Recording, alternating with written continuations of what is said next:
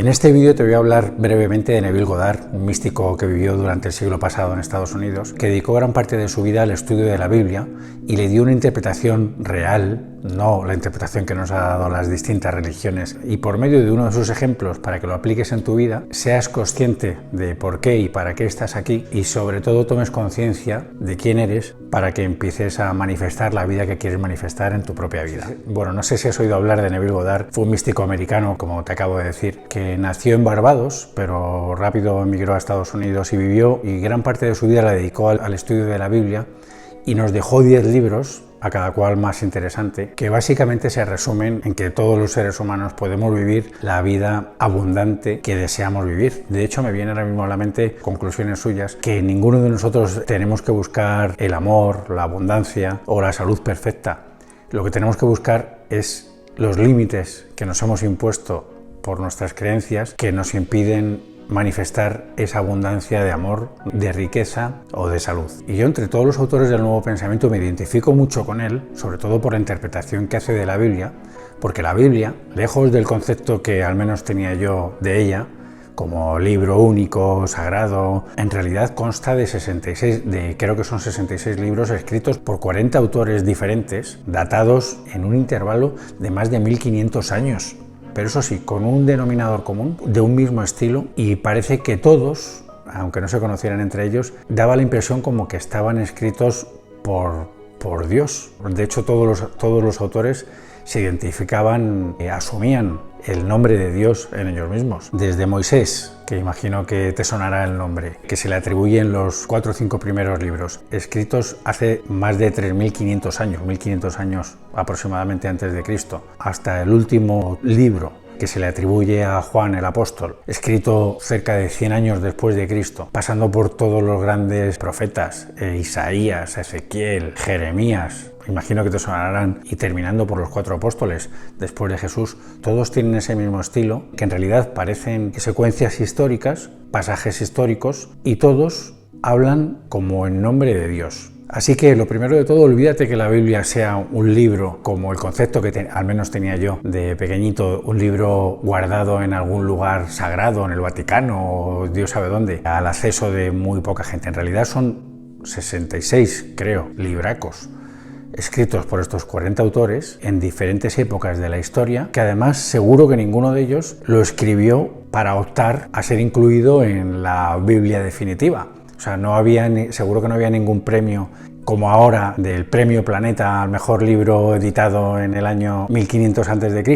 No, estos eran personas de carne y hueso, como puede ser tú o como puedo ser yo, en un momento de inspiración de su vida, o en una vida completamente inspirada, que decidieron escribir asombrosamente en un mismo estilo pasajes que aparentemente eran historias, pero que en realidad no lo eran como así interpretó Neville. La primera recopilación de la Biblia, tal y como la conocemos, el Antiguo Testamento, porque está el Antiguo Testamento y el Nuevo Testamento, fue recopilado por el rey Ptolomeo II, me parece, que reunió, lo puedes ver en internet, que reunió a 70 sabios judíos para la famosa Biblioteca de Alejandría. Y ahí están los escritos de Moisés, de los profetas que te he comentado, y ahí están la mayoría de los libros. Pero eso no quiere decir que no se escribieran más libros parecidos, porque de hecho esta misma biblioteca tuvo un famoso incendio allá por el año 50 a.C., donde se destruyeron infinidad de libros antiguos y seguramente alguno de estos libros bíblicos. Pero bueno, a lo que vamos, y para mí lo más importante, estos tíos ni se conocían, hay una diferencia del tiempo de 1600 años unos a otros.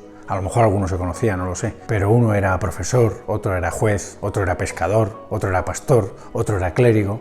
No tenían nada que ver unos con otros. Uno escribía en hebreo, otro en arameo, otro en griego, pero en cambio todos tenían este estilo parecido y todos escribían como si se tratara de pasajes históricos. Y esto es lo que a Neville le llamó la atención. No, más que a Neville, a Abdullah, que era, digamos, el mentor de Neville, que era un maestro etíope del que se ha escrito muy poquito, pero de hecho era maestro de Neville y de Joseph Murphy, que son 2 autores contemporáneos del Nuevo Pensamiento. Pero me imagino que Neville, que era el estudioso de la Biblia, se preguntaría, como nos podemos preguntar cualquiera de nosotros, ¿cómo es posible que un pastor, como puede ser uno de estos autores, haya escrito un libro completo hablando de hechos milagrosos vistos por él en sitios tan dispares como Jerusalén, el Mar Muerto o la ciudad de Canaán? esto no puede ser así. Y lo que Neville hizo fue concluir que estos autores habían personalizado estas historias para hacerlas comprender, pero en realidad estaban hablando de ellos mismos, de su estado de conciencia y del sentido de su misma existencia. Parece como si en realidad estuvieran hablando en nombre de Dios en ellos mismos, de la creación misma, y que esa diosidad existe en todos nosotros y se manifiesta a través nuestro. Nosotros no somos más que la evidencia terrenal de ese Dios. Neville, como el resto de autores del Nuevo Pensamiento, o como estos místicos de la antigüedad, o como tanta gente que habla hoy en día en las redes, como puedo ser yo, como pueden ser otras personas, o tú mismo, o tú misma, que resuenan en ti estas palabras y te identificas con ellas. Nuestra existencia, estamos aquí, nuestra existencia es simplemente la escenificación, la demostración de ese Dios en nosotros, y que cada uno de nosotros en nuestra experiencia exteriorizamos o damos testimonio a lo que tenemos conciencia de ser. Y aquí es donde he dicho la palabra clave, conciencia de ser. La conciencia, nuestra conciencia, es la única realidad. Lo que eres consciente de ser es lo que materializas, lo que manifiestas en tu vida, ni más ni menos. Si eres consciente de ser una persona con problemas financieros, vas a exteriorizar problemas financieros, ni más ni menos. Si eres una persona consciente o crees que tienes dificultad para encontrar el amor verdadero o la pareja verdadera, lo vas a seguir siendo, vas a seguir teniendo dificultad para encontrar tu pareja verdadera. Si eres consciente de que tienes problemas de salud o que tienes dificultad para alcanzar un peso o unas medidas que quieres, vas a seguir teniendo esa dificultad para conseguir ese peso o esas medidas que quieres. Pero solo hay un motivo, porque es tu conciencia, porque eres consciente de eso. Pero si cambias tu estado de conciencia, si independientemente de las circunstancias exteriores eventuales que pueda haber ahora mismo en tu vida, empiezas a sentirte, empiezas a creer que eres una persona diferente, tu exterior automáticamente, repito, automáticamente va a empezar a cambiar para confirmar ese estado que has asumido interiormente. Los libros de Neville, por eso a mí me gusta tanto Neville, traducen al significado original los pasajes de la Biblia, y cada capítulo de su libro, o casi todos los capítulos de su libro, comienzan con un pasaje de la Biblia y a continuación le da el sentido original que debe interpretarse. Y entre todos ellos, a cada cual mejor, hay un capítulo concreto de un libro concreto que es el que me ha inspirado para hacer este vídeo, que es un pasaje del libro de Daniel. Uno de los tomos se llama Daniel, y este Daniel era un noble judío que vivió en el exilio de la antigua Babilonia y que escribió este libro, digamos, como narrando su propia vida, dejando un mensaje como que Dios siempre le libraba de sus enemigos, ¿no? Bueno, yo no me he leído el libro porque me imagino que será un tocho así. Para eso dejo a Neville que se lo lea y que lo interprete, pero sí he leído algunas cosas en internet, en Wikipedia y en otras fuentes. Y este Daniel cuenta que estando exiliado en Babilonia, el sucesor de Balsasar, que era el gerente babilónico, y justo en el tiempo de la invasión persa, donde se autoproclamó rey Ciro el Grande, hubo un rey que se llamaba Darío el Medo, que coincide con esta historia.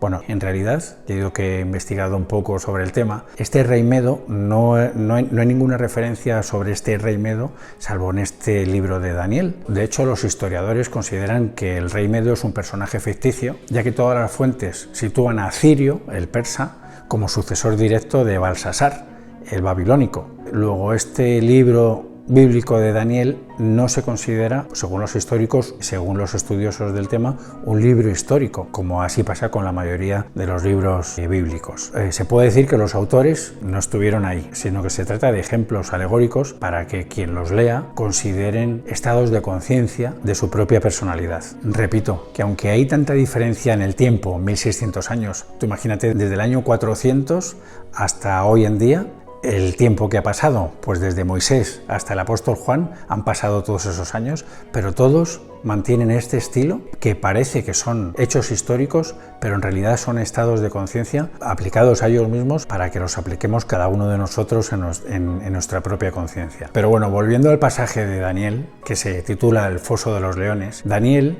bajo las órdenes de ese hipotético rey, fue condenado al foso de los leones por hacer algo que hacía habitualmente, que era rezar, orar a Dios. Y este hipotético rey, que ya digo yo no sé si existió o no, pero según los historiadores no existió, había promulgado un nuevo decreto un tanto caprichoso en el que nadie podía pedir nada a ningún dios ni a ningún otro hombre que no fuera él. Entonces, Como Daniel, según cuenta también, trabajaba en la corte babilónica de Eunuco, rápido le vieron orar y entonces fue condenado al foso de los leones, que debía ser como un circo romano con leones directamente a comérselo por haber cometido ese delito. Bueno, pues Daniel en este pasaje lo que cuenta es que estando a merced de los leones, además dice que llevaban varios días sin comer para que no tuvieran duda y fueran directamente a por él, Daniel directamente les dio la espalda enfocándose en una luz, enfocándose en Dios. Y que al hacer esto, los leones sencillamente permanecieron impasibles ante él, no le hicieron ni caso. Bueno, en esta alegoría lo que realmente importa, y ahora ya en serio, la enseñanza de este pasaje de Daniel, como el resto de la Biblia, es que no se trataba de Daniel, se trataba de cualquiera de nosotros, y que los leones tampoco eran leones, eran simplemente los problemas que cualquiera de nosotros podemos tener en nuestro día a día o en nuestra vida. Y que al dar la espalda lo que realmente estamos haciendo es ignorarlos por completo, y que al ignorarlos simplemente lo que hace es que desaparezcan, que permanezcan impasibles a nosotros, que se solucionen por sí mismos. Si hacemos lo que nos han enseñado, lo que hace cualquier ser humano normal, que es enfrentarnos a ellos, estar pendientes de los problemas, de los leones, de que no nos coman. Posiblemente estaremos un tiempo esquivándolos o defendiéndonos de ellos, pero casi con toda seguridad finalmente nos devorarán. O en el mejor de los casos podremos esquivarlos y podremos salir airosos, pero el desgaste físico y emocional que tendremos posiblemente sea irrecuperable. Pero si nos enfocamos en la luz de Dios, en Dios, en nuestro poder interior, los leones, los problemas, las preocupaciones desaparecerán sin más, permanecerán impasibles, como bien dice Daniel. Y una cosa súper importante que también se nombra en este pasaje, esos mismos problemas, por su propia naturaleza, hacen surgir un deseo de que se hayan solucionado. La pobreza, la enfermedad, el desamor, hacen surgir en ti un deseo de una situación en la que ese problema no exista. Y lo que dice Neville, interpretando este pasaje, es que des la espalda a tu problema y centres tu atención en ese deseo, en esa situación cumplida, en ese deseo cumplido, sintiendo ya que ese deseo se ha cumplido. Así que lo que tienes que hacer es identificar cuál sería la situación en la que eso que te preocupa ya se ha solucionado y ocupes ese estado en tu imaginación. Céntrate solo en esa situación futura y da la espalda a la situación actual. Da la espalda a los leones, como dice Daniel. Neville pone ejemplos de situaciones que ha visto él con sus propios ojos, de endeudamientos desesperados o de enfermedades aparentemente irrecuperables, recuperadas de una manera milagrosa. Así que prueba y hazlo tú. Si realmente tienes una preocupación que no te deja dormir o que te tiene deprimida o deprimido, mira esos deseos de la situación solucionada como avisos de Dios. Y cada uno de esos avisos como profecías de poder cumplirse. Y no te preguntes si eres digna o digno de que se cumplan esos deseos. Ni te preguntes ni te cuestiones cómo se van a producir. Simplemente acéptalos como un regalo y siente la felicidad y el agradecimiento de haberlos recibido. Siente que son regalos para ti. Porque esta simple aceptación es como dejar caer una semilla en tierra fértil en la que no tendrás que hacer nada más que seguir con tu vida. De verdad que no se requiere nada más de ti, nada más que aceptar este regalo. Ahora, si estás pendiente de cómo llegará, de cuándo llegará, de si va por buen camino, estarás dudando y eso significará que estarás retrasando su eclosión en tu vida. De verdad, no te preocupes por los resultados. Estos llegarán con la misma seguridad que después de la noche llega el día o que después de una gran tormenta llega la calma. Ten la certeza absoluta de que lo hará. Recuerda que todo tu exterior es el reflejo de tu interior. Es como cuando mandas imprimir algo desde tu ordenador. La impresora no va a sacar nada diferente a lo que tú tienes en el interior de tu ordenador. Va a imprimir exactamente lo que le has ordenado.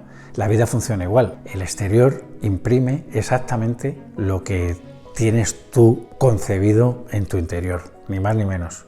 La conciencia es la única realidad, recuerda. Lo que eres consciente de ser es el cuerpo corporal que llevas ahora puesto, sea físicamente y exteriormente, todo tu exterior. Retirar tu atención de los problemas que te asolan ahora es sencillamente quitarte una prenda que te estorba o que te molesta o que te da demasiado calor o que no te permite mover. Aunque el 99% de la sociedad, por el contexto en el que estamos en la actualidad, no conoce esta ley y sigue pendiente de las noticias, de sus problemas, enfocándose permanentemente en ellos, y lo único que consiguen es mantenerlos en su vida.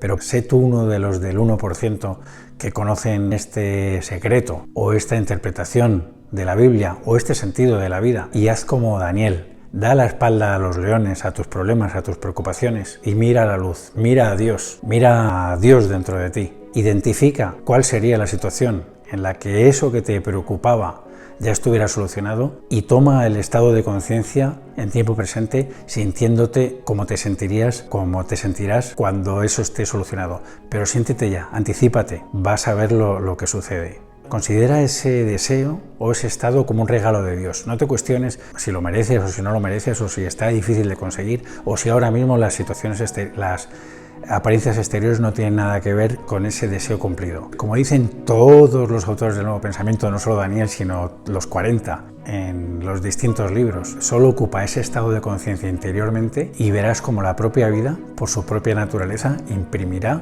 reflejará con perfecta exactitud eso que tú has asumido interiormente.